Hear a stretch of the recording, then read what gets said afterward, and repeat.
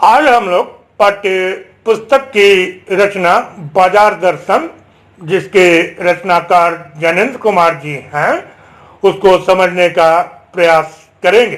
समझने के क्रम में हम लोग सर्वप्रथम ज्ञानेंद्र जी का संक्षिप्त परिचय, दूसरा पाठ का परिचय और तीसरा पाठ का सारांश और चौथा बाजार का जादू चढ़ने और उतरने पर मनुष्य पर क्या क्या असर पड़ता है।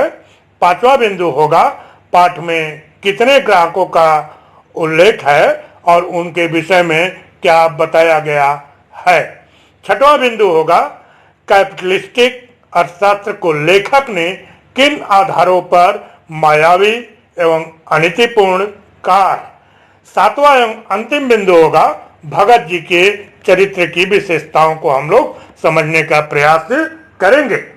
क्रम को आगे बढ़ाते हुए सर्वप्रथम हम लोग ज्ञानेंद्र जी से परिचित होने का प्रयास करेंगे। प्रेमचंदोत्तर युग के श्रेष्ठ कथाकार ज्ञानेंद्र जी का जन्म अलीगढ़ के कौड़ियागंज नामक कस्बे में 2 जनवरी 1905 ईस्वी में हुआ था। इनके पिता का नाम श्री प्यारेलाल और माता का नाम श्रीमती रमा देवी था। इनके जन्म के 2 वर्ष बाद ही इनके पिता की मृत्यु हो गई। इनका पालन पोषण इनकी माता और मामा ने किया। इनकी प्रारंभिक शिक्षा हस्तिनापुर के जैन गुरुकुल ऋषि ब्रह्मचर्याश्रम में हुई। सन 1912 में इन्होंने गुरुकुल छोड़ दिया। सन 1919 में इन्होंने मैट्रिक परीक्षा उत्तीर्ण की। उच्च शिक्षा प्राप्त करने के लिए इन्होंने काशी हिंदू विश्वविद्यालय में प्रवेश लिया, किंतु सन 1921 के असहयोग आंदोलन में भाग लेने के कारण इनकी शिक्षा का क्रम टूट गया। सन 1921 ईस्वी से 1923 ईस्वी के बीच इन्होंने अपनी माता की सहायता से व्यापार किया और उसमें सफलता प्राप्त की। सन 1923 ईस्वी में ये नागपुर पहुंच गए और राजनीतिक पत्रों में संवाददाता के रूप में कार्य करने लगे।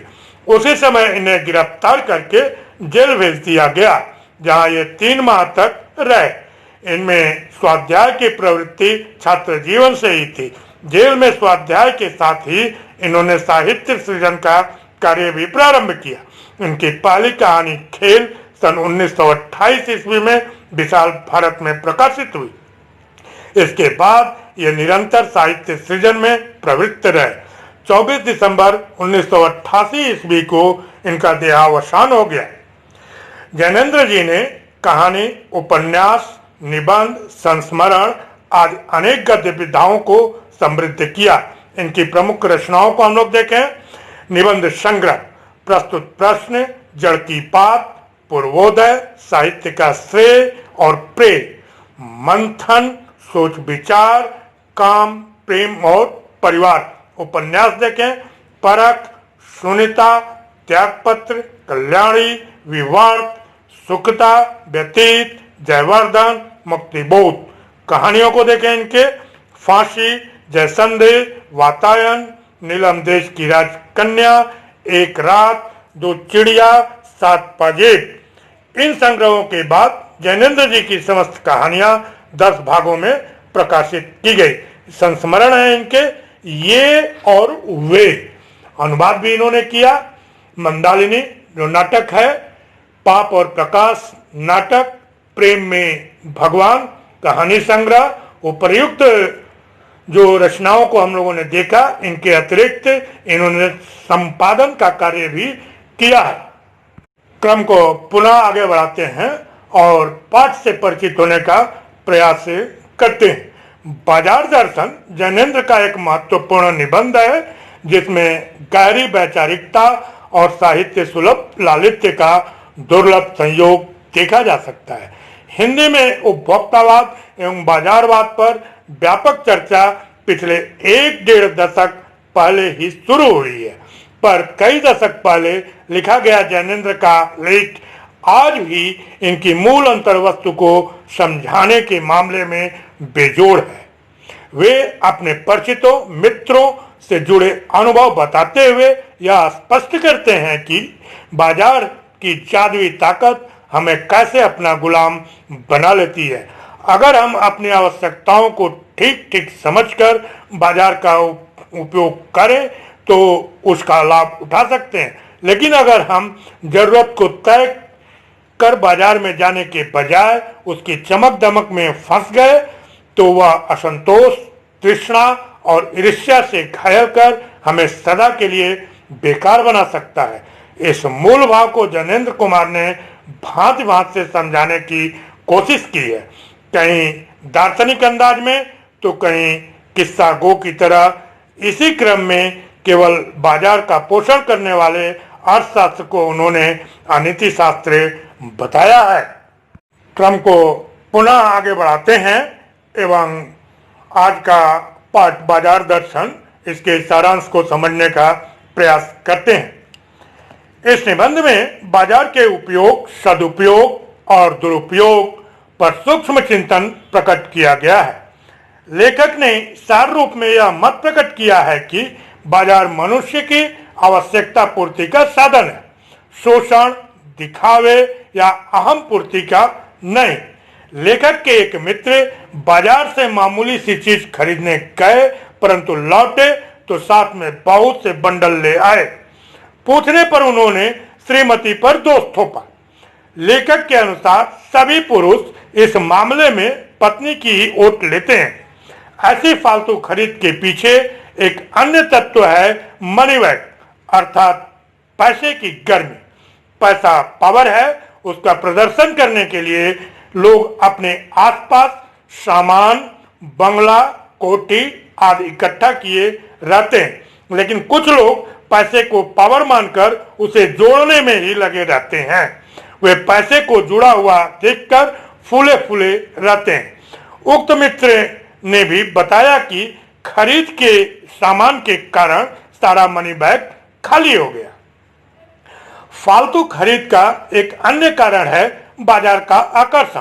मित्र बोले, बाजार तो शैतान का जाल है, वह ऐसा सजा होता है कि बेहया ही हो जो न फंसे। बाजार वास्तव में अपने रूप जाल द्वारा खरीदारों को मोहित करता है। वह लुटते और लुटने के लिए प्रेरित करता है। बाजार में आमंत्रण तो होता है परंतु आग्रह नहीं होता। यही कारण है कि उसे पाने की चाह और अपने अभाव उठ खड़े होते हैं। यदि कोई अपने को न जाने तो बाजार उसे पागल बनाकर छोड़ता है। एक अन्य मित्र दोपहर को बाजार गए तथा शाम को लौटे, बिल्कुल खाली हाथ।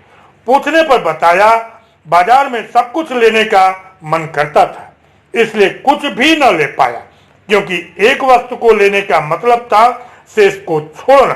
सही बात थी। अगर अपनी चाह का पता नहीं होता तो सब और की चाहें घेर लेती हैं। ऐसे में कोई परिणाम या गति नहीं हो पाती। बाजार का जादू रूप का जादू है। यह तभी असर करता है जब मन खाली हो। खाली मन होने पर सब और का निमंत्रण पहुंच जाता है। सब चीजें खरीद लेने का मन होता है, परंतु यह जादू उतरने पर पता चलता है कि ये वस्तुएं आराम पहुंचाने की बजाय आलस्य बढ़ाती है। हाँ, इससे स्वाभिमान और अभिमान बढ़ता है, संसार की जकड़ भी बढ़ती है। जादू को रोकने का उपाय यह है कि बाजार जाने से पहले मन खाली न हो। मन में लक्ष्य होना चाहिए, तब बाजार तुमसे कृतार्थ होगा।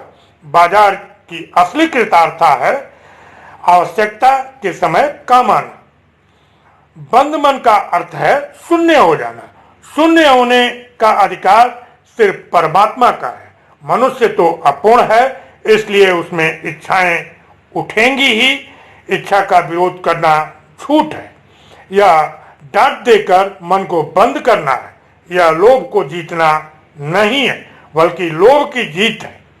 मन को बलात् बंद करना तो हठ योग है। इससे यह संकीर्ण और क्षुद्र होता है। वास्तव में अपनी अपूर्णता को स्वीकार करना चाहिए। सच्चा कर्म वही है जो अपूर्णता के बोध को जगाता है। अतः हमें मन को बलात् न रोककर उसकी बात सुननी चाहिए, क्योंकि वह भी उद्देश्यपूर्ण है। हाँ, मनमानी की छूट मन को नहीं होनी चाहिए, क्योंकि वह अखिल का अंग है। लेखक के पड़ोस में एक भगत जी रहते हैं। वे चूरन बेचते हैं। उनका नियम है कि वे प्रतिदिन 100 आने से अधिक नहीं कमाते, इसलिए वे अपना चूरन थोक व्यापारी को या आर्डर पर नहीं देते। निश्चित समय पर अपनी पेटी उठाकर चूरन बेचने निकलते हैं। चूरन हाथों हाथ बिक जाता है।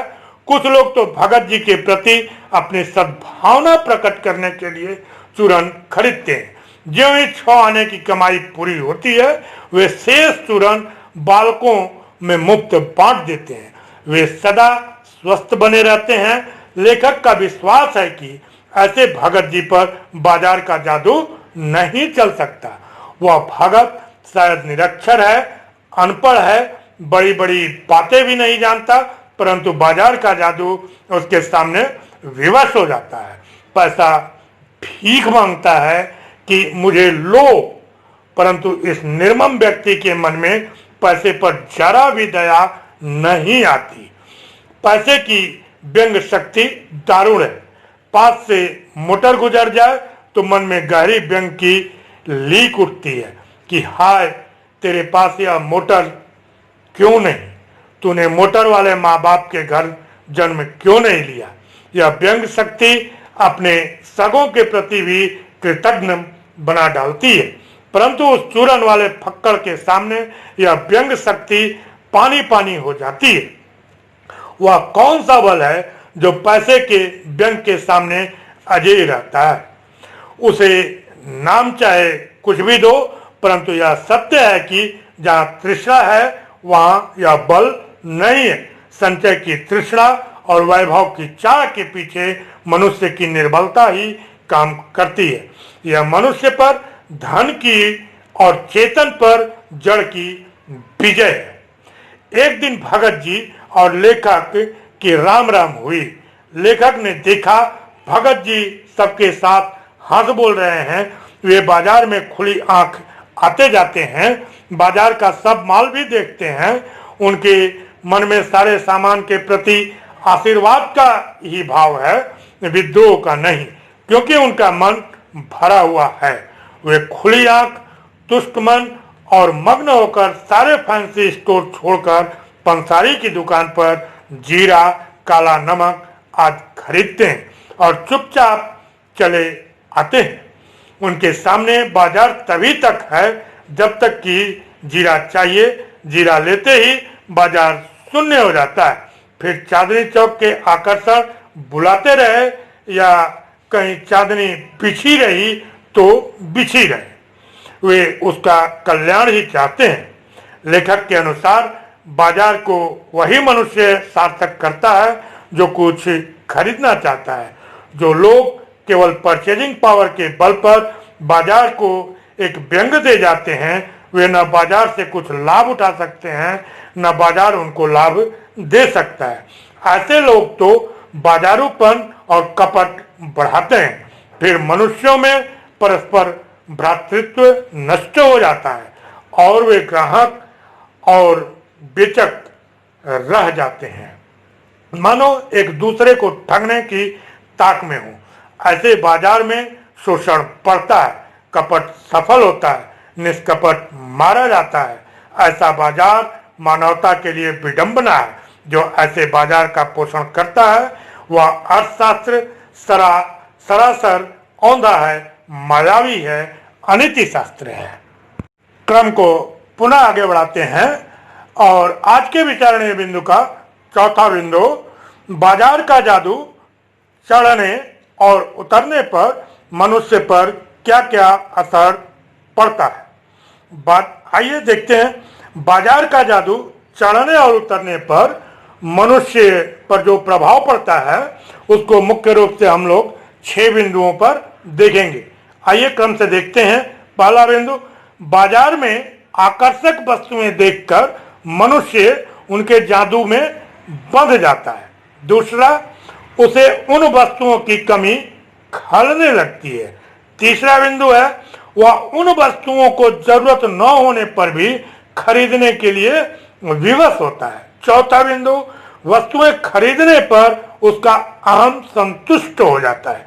पांचवा, खरीदने के बाद उसे पता चलता है कि जो चीजें आराम के लिए खरीदी थी वे खलल डालती हैं। छठवां एवं अंतिम बिंदु, उसे खरीदी हुई वस्तुएं अनावश्यक लगती हैं। क्रम को पुनः आगे बढ़ाते हैं और आज के विचारणीय बिंदु का पांचवा बिंदु, पाठ में कितने ग्राहकों का उल्लेख है और उनके विषय में क्या बताया गया है।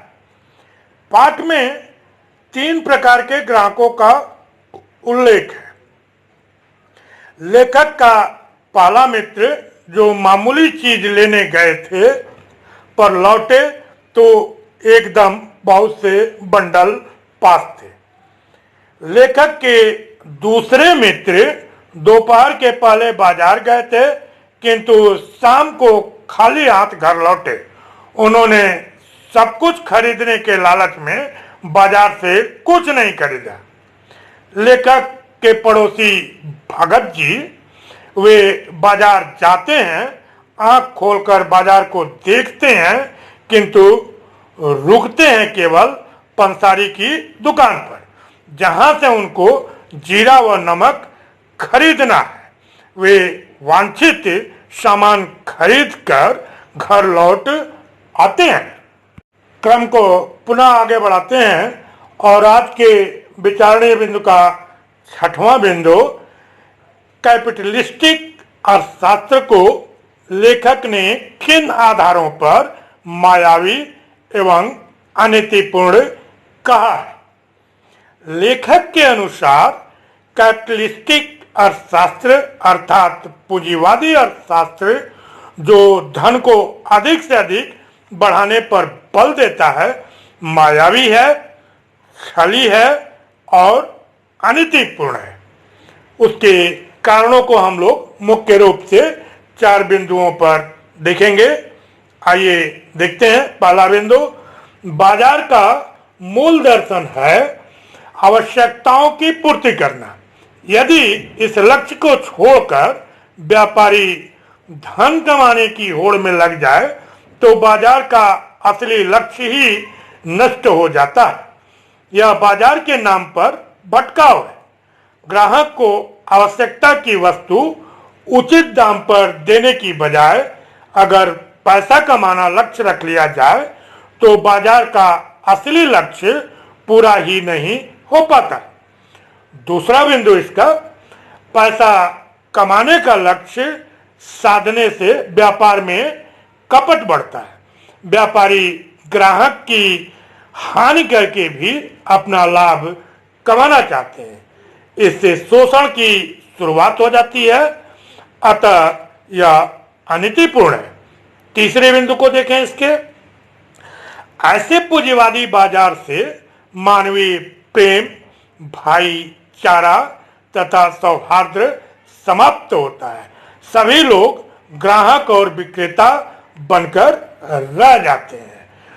चौथा बिंदु एवं अंतिम, पूंजीवादी अर्थशास्त्र के कारण ही बाजार में फैंसी चीजों का प्रचलन बढ़ता है। लोग बिना आवश्यकता के ही उसके रूप जाल में फंसने लगते हैं। इसलिए लेखक ने उसे मायावी कह दिया है। क्रम को पुनः आगे बढ़ाते हैं और आज के विचारणीय बिंदु का 7वां एवं अंतिम बिंदु, भगत जी के चारित्रिक विशेषताओं को हम लोग समझने का प्रयास करेंगे। लेखक के पड़ोस में रहने वाला भगत संग्रह, तृष्णा और लोभ आदि भावनाओं से ऊपर उठ चुका था। उसके मन में कोई वासना या पैसे जोड़ने की इच्छा नहीं थी। उसके लिए व्यापार अपनी आवश्यकताओं की पूर्ति का साधन मात्र था। इससे बढ़कर उसने अपने धंधे से कोई अपेक्षा नहीं की। वह चूरन बेचता था, केवल 6 आने कमाना उसका निश्चित लक्ष्य था। इसी के लिए वह सारा उद्योग करता था। इससे अधिक कमाना वह पाप समझता था। इसलिए जब भी 6 आने पूरे हो जाते थे वह शेष चूरन को मुफ्त में ही बांट देता था। वह बाजार के आकर्षणों में रहकर भी उनसे प्रभावित नहीं होता। वह सच्चा व्यापारी था। आवश्यकता की पूर्ति उसके धंधे का लक्ष्य था। उसी को उसने शुद्ध भाव से निभाया। परिणाम स्वरूप उसके मन में गहरी संतुष्टि थी। भगत के मन में अन्य संसारी वस्तुओं के प्रति निंदा या तिरस्कार का भाव भी नहीं था। वह सबको फलता फूलता देखने का इच्छुक था। वह बाजार से उतना मतलब रखता था जितना कि वह उसकी आवश्यकताओं की पूर्ति करता था। आज हम लोगों ने पाठ्य पुस्तक की रचना निबंध बाजार दर्शन, जिसके रचनाकार जैनेन्द्र कुमार जी हैं, उसको समझने का प्रयास किया। उस समझने के क्रम में हम लोगों ने 7 बिंदुओं पर ध्यान दिया, जिसमें प्रथम जैनेन्द्र जी का संक्षिप्त परिचय, दूसरा पाठ का परिचय, तीसरा पाठ का सारांश, चौथा बाजार का जादू चढ़ने और उतरने पर मनुष्य पर क्या क्या असर पड़ता है, पांचवा पाठ में कितने ग्राहकों का उल्लेख है और उनके विषय में क्या बताया गया है, छठवां कैपिटलिस्टिक अर्थशास्त्र को लेखक ने किन आधारों पर मायावी एवं अनीतिपूर्ण कहा है, एवं सातवां एवं अंतिम बिंदु भगत जी के चारित्रिक विशेषताओं को समझने का प्रयास किया। मैं आप लोगों का ध्यान स्क्रीन की तरफ आकृष्ट करना चाहूंगा। देखिएगा स्क्रीन पर लेखक जैनेन्द्र जी का संक्षिप्त जीवन परिचय स्मृति संकेत के रूप में पाठ का शब्दार्थ, पाठ का अति लघुत्तरीय प्रश्नोत्तर एवं लघुत्तरीय प्रश्नोत्तर आ रहा होगा, जिसका आप लोग लाभ उठाएंगे। और बस आज के लिए इतना ही।